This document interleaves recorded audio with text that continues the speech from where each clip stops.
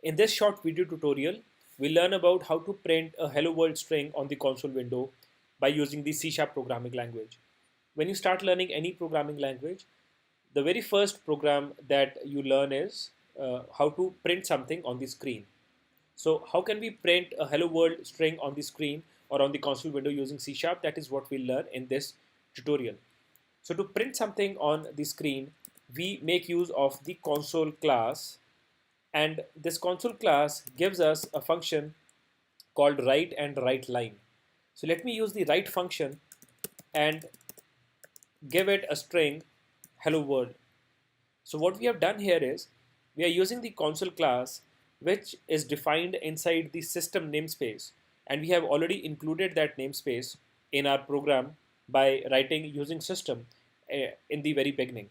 So we are using the console class and we are using the write function, which is a part of the console class, and we are giving it an argument hello world, which is a string which we want to print on the console window. Now let's see the output of this program. So when we see the output of this program, you notice that hello world has been printed on the screen on the console window, but it has been followed by another string which says press any key to continue. So this press any key to continue string has been added by default by C#. You have not written this string, or we have not written this string on the console window, but this is not readable. So hello world has been followed by this string, so it's not readable. So let's stop the program and let's change the write function to write line. Now what is the difference between write and write line?